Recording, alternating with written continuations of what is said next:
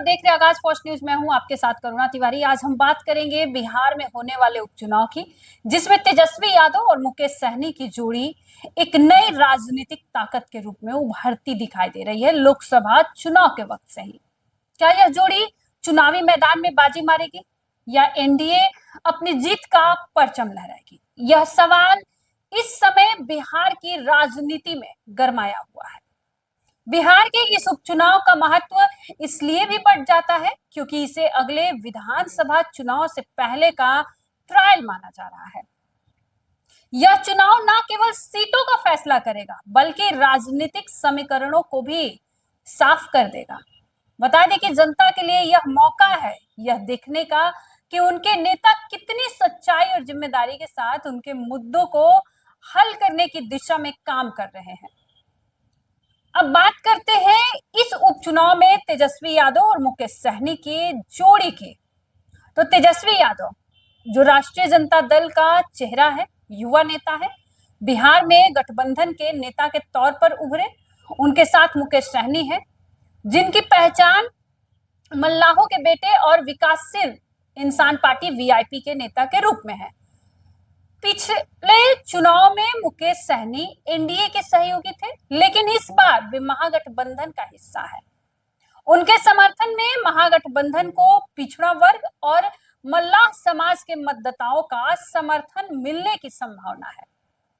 इस नई जोड़ी ने बिहार की राजनीति में एक नई उम्मीद जगाई है, खासकर पिछड़ा वर्ग और समाज के निचले तबके के लोगों के लिए।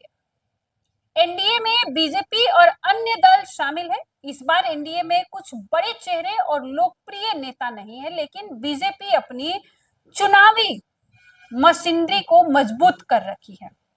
बीजेपी का जोर हिंदुत्व, विकास और राष्ट्रीय मुद्दों पर रहता है, जिसे वे गांवों और छोटे कस्बों में प्रचारित कर रहा है।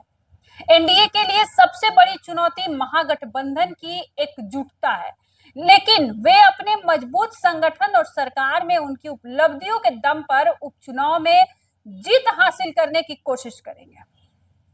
बिहार के इन उपचुनाव में मुख्य मुद्दे हैं बेरोजगारी, शिक्षा, स्वास्थ्य और सड़क की हालत।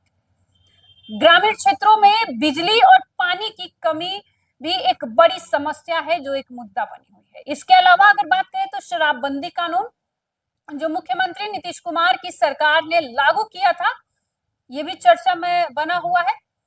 तेजस्वी यादव और मुकेश सहनी की जो जोड़ी है, अब इन मुद्दों पर सरकार को घेरते हुए जनता से वादा किया है कि वे इन समस्याओं का समाधान करने की दिशा में ठोस कदम उठाएंगे लोकसभा चुनाव के वक्त से। वही एनडीए अपने कार्यकाल की उपलब्धियों पर जोर दे रहा है और जनता को यह बताने की कोशिश कर रहा है कि स्थिरता और विकास के लिए उनका सत्ता में रहना कितना जरूरी है।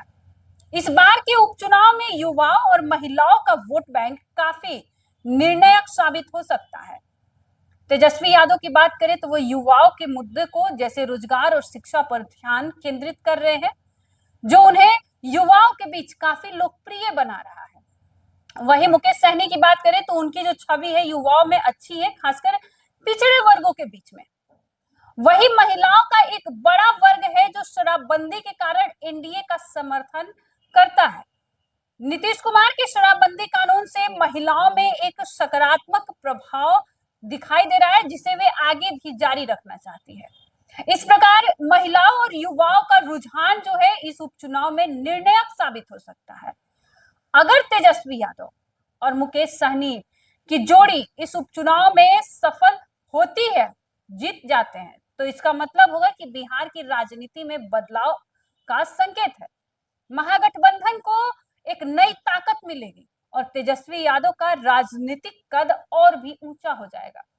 इससे विपक्ष की राजनीति को भी नई दिशा मिलेगी और आने वाले विधानसभा चुनाव के लिए महागठबंधन को एक बड़ा बढ़ावा मिलेगा। वहीं अगर एनडीए इन उपचुनाव में बाजी मारती है तो यह साबित करेगा कि बिहार की जनता अभी भी स्थिरता और केंद्र सरकार की नीतियों में विश्वास रखती है। एनडीए की जीत से भाजपा और उनके सहयोगी दलों का आत्मविश्वास और बढ़ेगा और वे इसे अगले चुनाव में भी जारी रखने की पूरी कोशिश करेंगे, जो कि बिहार विधानसभा चुनाव है। आपका क्या कुछ कहना है इस पर? आप भी हमारे साथ साझा करो। देखते रहिए आज फर्स्ट न्यूज। धन्यवाद।